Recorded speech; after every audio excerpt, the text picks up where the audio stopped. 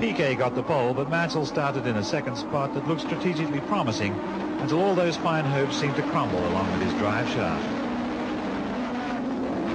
This paled, however, beside Boutsen's excursion into the Armco, from which he rebounded to the consternation of every car behind him. Some of the cars never got moving again, but all the drivers were okay except one, Lafitte. Jonathan Palmer, a doctor, commendably went to help Lafitte, who could move a hand but not his legs. In one of those correct, prompt and efficiently carried out decisions which make brands such a relief after circuits where they can't put out a fire until it's almost over, the race was stopped. It would be at least half an hour before it could restart. Mansell is too nice a man to have been happy in the middle of Lafitte's anguish, but the fact was that he had been given a second chance, because before the race started again there would be time to take over Piquet's spare car. The front of Lafitte's car gave a persuasive hint that his injuries were not light. Piquet took it as easy as an old hand can when the law of averages bangs its gavel. Lafitte was taken to hospital with smashed legs.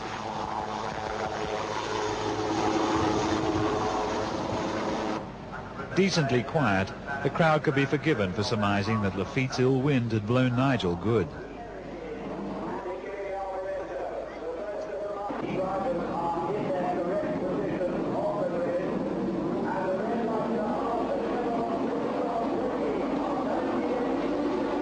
At the restart, the now wide-awake Piquet scorched off into the lead with renewed ferocity, determined to put Mansell in his place, which the Brazilian regarded as being second at the very most.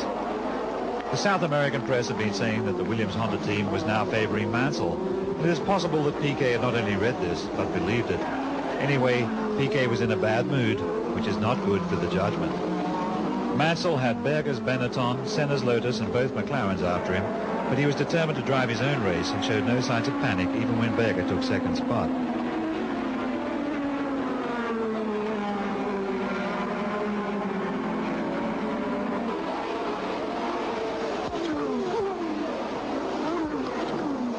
Fabi in the other Benetton tried to get past Prost, but the Frenchman wasn't having any.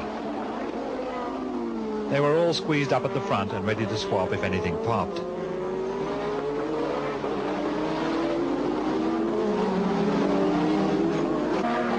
The Benetton BMW was fast, but the Williams Honda had that vital notch of boost in reserve.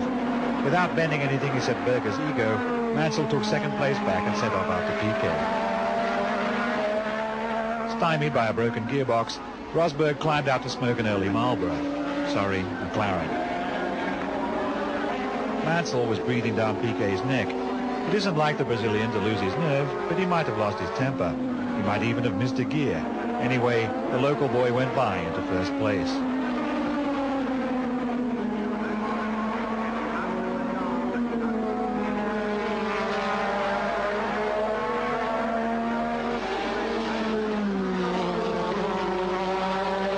Stopping to change wheels, Senna could do nothing about his gear stick, which sometimes selected third and sometimes BBC 2. A lap later, he retired.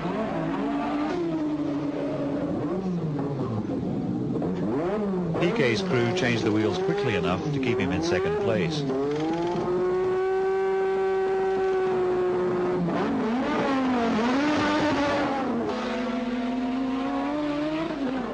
Sliding into the same pit like a hot bunking sailor into a recently vacated hammock, Mansell was off the jacks and away again just fast enough to stay ahead of Piquet in first place.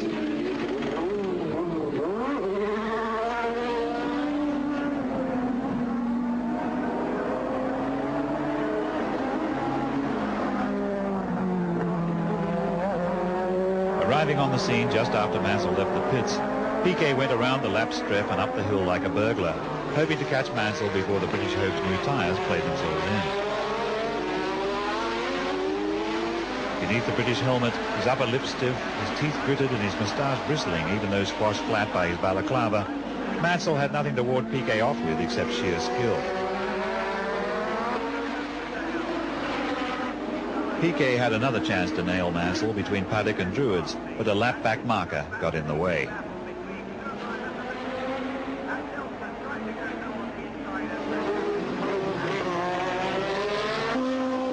But Tracy and the old model Brabham had got quite near the finish before conking out, so Bernie and Gordon had something to evaluate. Mansell's tyres warmed up just soon enough for him to keep Piquet at sword's length, but the crucial few laps it took Piquet to decide what the hell, it wasn't Rio. Whoever heard of Brands Hatch? Just quietly as always, Prost made a second pit stop from which he continued into a useful third position. He had lost top spot in the World Championship, but not by as much as he might have, and the future still stretched ahead. For the present, though, Mansell had arrived.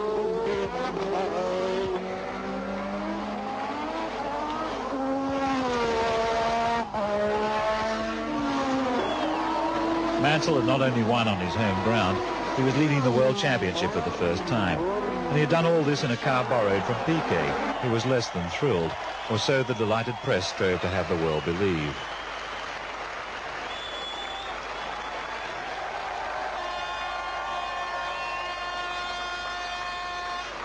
They gave Nigel a really nice vase.